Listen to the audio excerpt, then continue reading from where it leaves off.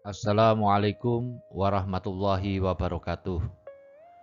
Perkenankan kami Afwan Hariri dan Sulpardisa untuk mempresentasikan paparan yang berjudul Manajemen Partisipatif dalam Pandangan Filsafat sebagai tugas mata kuliah Filsafat Ilmu Manajemen pada program Doktor Ilmu Manajemen Fakultas Ekonomi Universitas Negeri Malang dengan dosen pengampu Profesor Dr. Heri Pratikto MSI dan Dr. Agung Winarno MM.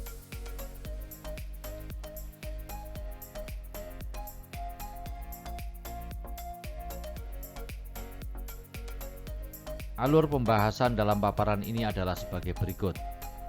Bagian pertama akan membahas tentang perspektif filsafat ilmu manajemen, yaitu tentang apa itu filsafat, filsafat ilmu, dan filsafat manajemen. Bagian kedua akan membahas tentang manajemen partisipatif, yaitu apa itu manajemen dan manajemen partisipatif. Bagian ketiga akan membahas pandangan ilmu filsafat terhadap manajemen partisipatif, meliputi ontologi, epistemologi, dan aksiologi.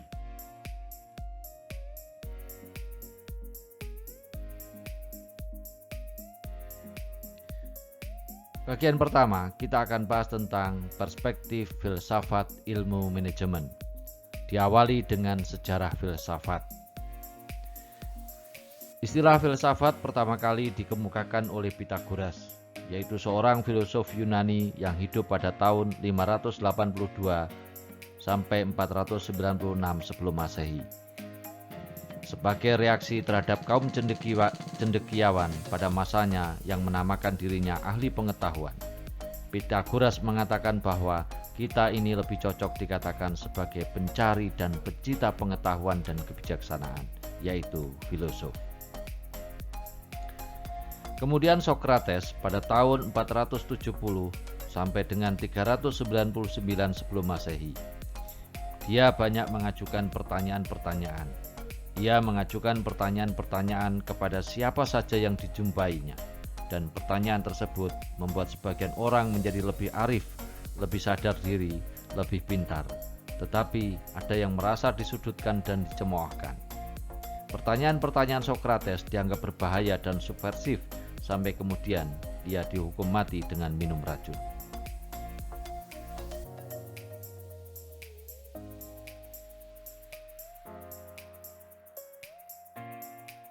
Kemudian filsafat ilmu. Filsafat ilmu setidaknya dikemukakan oleh beberapa pemikir sebagai berikut. Yang pertama adalah menurut Plato pada tahun 427 sampai dengan 347 sebelum Masehi, yang mengatakan bahwa filsafat adalah ilmu pengetahuan tentang hakikat. Kemudian Aristoteles pada tahun 384 sampai dengan 322 sebelum Masehi mengatakan bahwa filsafat adalah ilmu pengetahuan tentang kebenaran yang meliputi logika, fisika, metafisika, dan pengetahuan praktis. Sedangkan menurut Immanuel Kant pada tahun 1724 sampai dengan 1804 yang merumuskan filsafat sebagai ilmu pengetahuan yang menjadi pokok pangkal dan puncak segala pengetahuan yang tercakup di dalam 4 persoalan, yaitu apa yang kita ketahui, yang kemudian itu disebut dengan metafisika, apa yang seharusnya dilakukan, yang disebut dengan etika, sampai di manakah harapan kita, itu masuk kategori dalam agama, dan apa hakikat manusia dalam perspektif antropologi. Kemudian Bertrand Russell pada tahun 1872 sampai dengan 1970-an mengatakan bahwa filsafat adalah tidak lebih dari suatu usaha untuk menjawab pertanyaan-pertanyaan terakhir, tidak secara dangkal atau dogmatis seperti yang kita lakukan dalam kehidupan sehari-hari dan bahkan dalam ilmu pengetahuan. Akan tetapi secara kritis dalam arti kata, setelah segala sesuatunya diselidiki, problema-problema apa yang dapat ditimbulkan oleh pertanyaan-pertanyaan yang demikian itu, dan setelah kita menjadi sadar dari segala kekaburan dan kebingungan yang menjadi dasar bagi pengertian kita sehari-hari.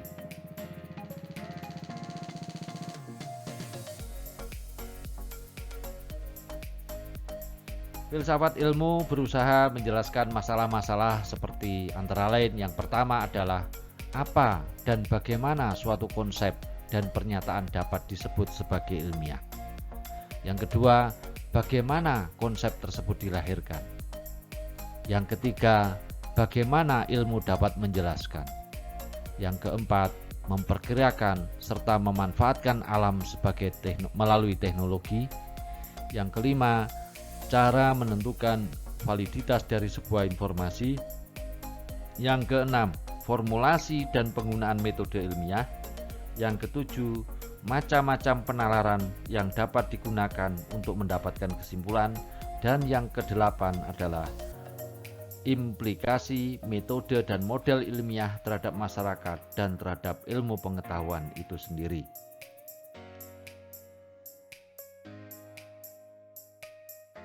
Di dalam filsafat, dalam pemikiran-pemikiran filsafat, seringkali ada pertentangan dengan apa yang disebut dengan rasionalisme, empirisme, dan kritisisme. Pandangan tentang rasionalisme dan empirisme ini bertentangan satu sama lain, sedangkan kritisisme hadir sebagai kritik atas keduanya. Rasionalisme adalah doktrin filsafat yang menyatakan bahwa kebenaran haruslah ditentukan melalui pembuktian, melalui logika dan analisis yang berdasarkan fakta, daripada sekedar melalui iman, dogma, atau ajaran agama. Para pemikir dalam pandangan rasionalisme itu antara lain adalah Descartes, Spinoza, dan Leibniz.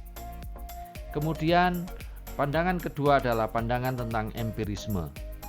Pandangan empirisme ini bertolak belakang dengan pandangan rasionalisme, di mana empirisme adalah doktrin filsafat yang menekankan peranan pengalaman dalam memperoleh pengetahuan dan mengecilkan peranan akal. Locke mengatakan ada dua macam pengalaman manusia, yaitu pengalaman lahiriah, sense atau external sensation, dan pengalaman batiniah, internal sense atau reflection. Para pemikirnya antara lain adalah John Locke dan David Hume.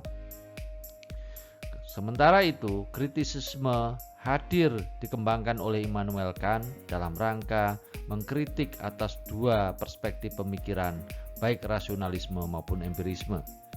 Kritisisme ini dikembangkan oleh Immanuel Kant yang dirumuskan dalam perdebatan dua pandangan besar pada waktu itu, yaitu rasionalisme dan empirisme. Tujuan utama dari filsafat kritis adalah untuk menunjukkan bahwa manusia bisa memahami realitas alam, natural dan moral dengan menggunakan akal budinya. Pengetahuan tentang alam dan moralitas itu berpijak pada hukum-hukum yang bersifat a priori, yakni hukum-hukum yang sudah ada sebelum pengalaman indrawi. Pengetahuan teoritis tentang alam berasal dari hukum-hukum a priori yang digabungkan dengan hukum-hukum alam objektif. Sementara pengetahuan moral diperoleh dari hukum moral yang sudah tertanam dalam hati nurani manusia.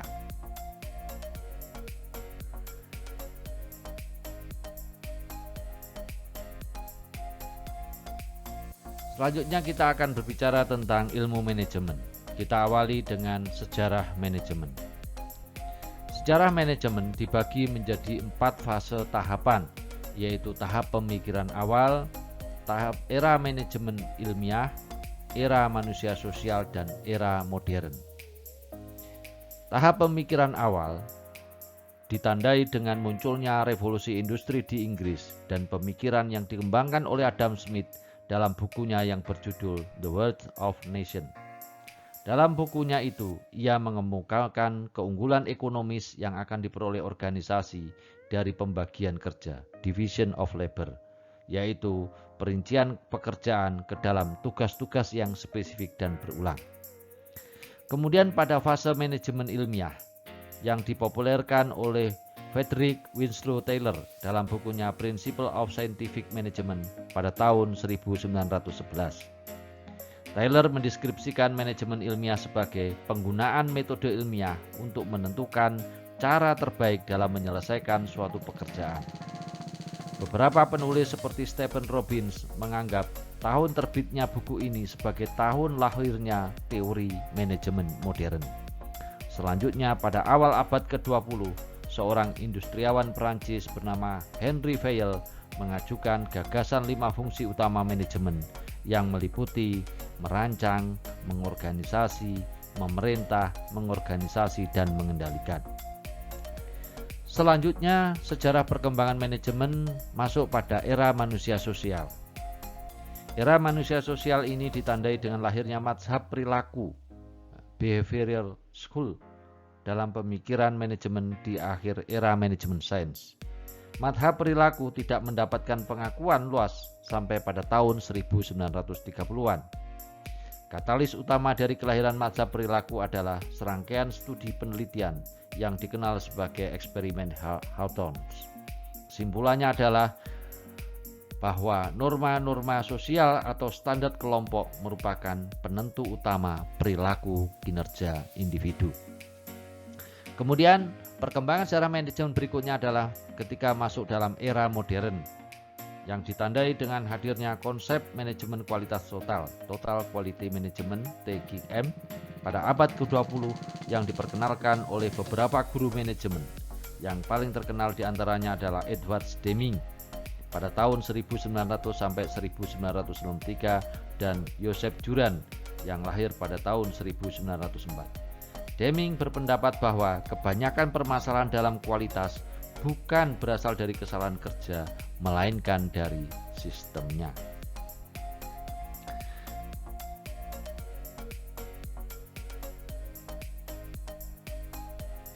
Selanjutnya kami akan menjelaskan tentang aliran dalam teori manajemen yang meliputi satu, ada aliran klasik, di mana aliran ini mendefinisikan manajemen sesuai dengan fungsi-fungsi manajemennya. Perhatian dan kemampuan manajemen dibutuhkan pada beberapa penerapan fungsi-fungsi tersebut. Kemudian yang kedua adalah aliran perilaku, di mana aliran ini sering disebut juga aliran manajemen hubungan manusia. Aliran ini memusatkan kajiannya pada aspek manusia dan perlunya manajemen memahami manusia. Aliran ini pula lah yang kemudian menjadi dasar bagi pengembangan konsep dari manajemen partisipatif. Sehingga pengertian atau konsep dari manajemen partisipatif itu merujuk pada aliran perilaku dalam manajemen.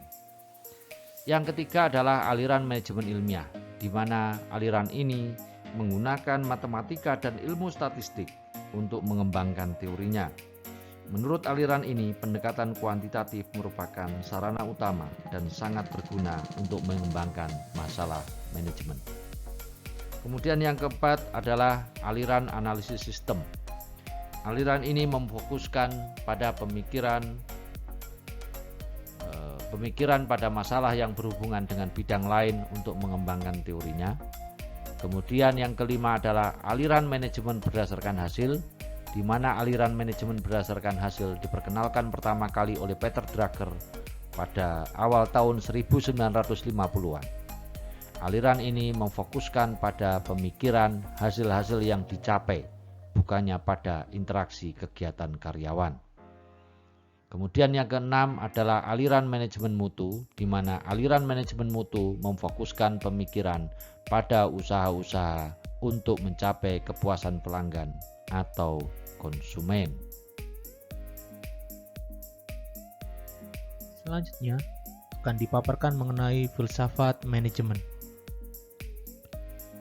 Filsafat manajemen adalah kumpulan pengetahuan dan kepercayaan yang memberikan dasar atau basis yang luas untuk menentukan pemecahan terhadap masalah-masalah manajer.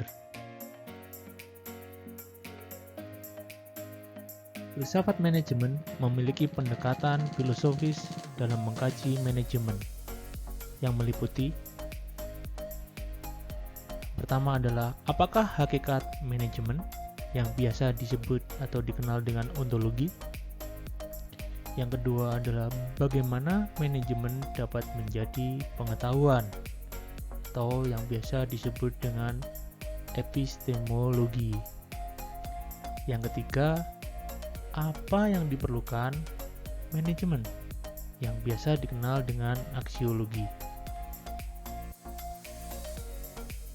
Dengan 3 pertanyaan tersebut, filsafat manajemen menjelaskan teori manajemen serta implikasinya dan manfaat manajemen untuk organisasi, baik organisasi dalam arti sempit maupun dalam arti yang luas, misalnya negara. Mengelola organisasi sebagai hakikat manajemen adalah strategi pengelolaan organisasi untuk mempengaruhi orang lain agar mengerjakan tugas-tugas dan kewajibannya sehingga tujuan dapat dicapai dengan semaksimal mungkin, yakni dengan cara yang efektif dan efisien.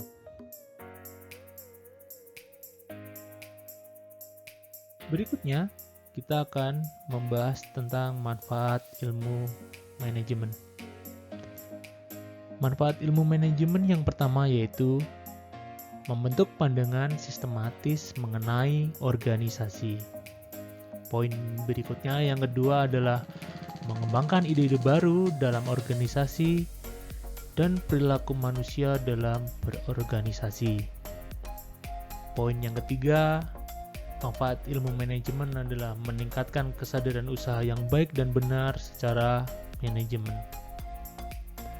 Poin berikutnya dari manfaat ilmu manajemen ini adalah memahami teori-teori manajemen dan aplikasinya dalam kegiatan manusia pada lingkungan ekonomi, sosial, politik, dan lainnya.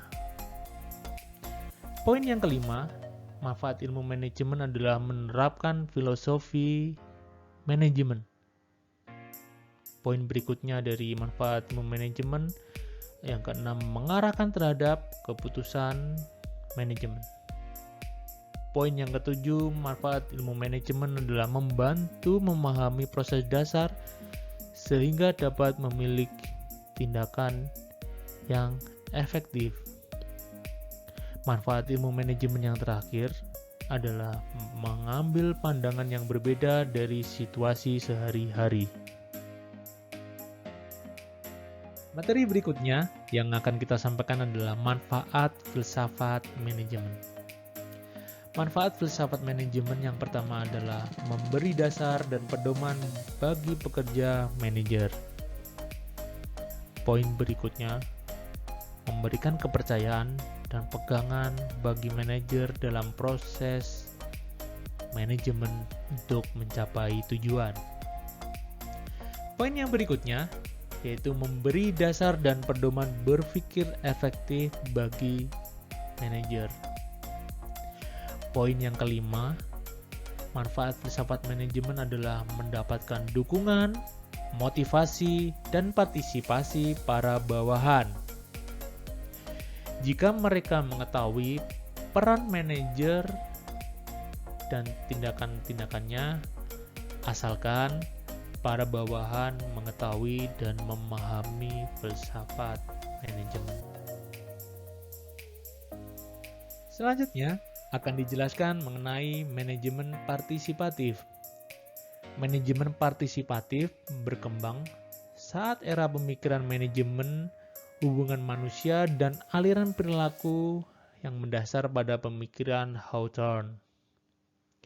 Pengertian umum tentang manajemen partisipatif yaitu bahwa manajemen partisipatif adalah pendekatan dalam menjalankan tindakan-tindakan perencanaan, pengorganisasian, penggerakan, dan pengendalian sumber daya manusia dan sumber daya lainnya untuk menentukan serta mencapai sasaran yang telah ditentukan melalui komunikasi interaktif, sehingga terbangun pengertian dan kepercayaan antara pimpinan dan bawahan.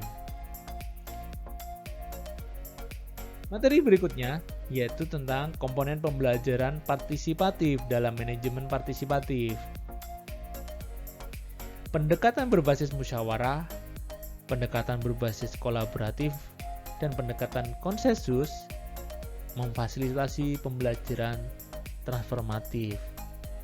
karena mencakup berbagai perspektif untuk mengoptimalkan hasil pembelajaran melalui interaksi, nilai, minat, dan pandangan dunia yang juga dikenal sebagai ilmu kolaboratif atau disebut juga dengan metode konsensus kolaboratif. Memasukkan pendekatan ini ke manajemen partisipatif, memfasilitasi pembelajaran bersama, dan membuat pengembangan lembaga dan tim lebih kuat melalui kontribusi individu. Mengkomunikasikan nilai-nilai, menciptakan lingkungan yang aman dan nyaman bersama dengan upaya yang tulus dan terpadu harus menjadi dasar dari sebuah organisasi atau lembaga yang bertujuan untuk menerapkan manajemen partisipatif sebagai alat yang berhasil.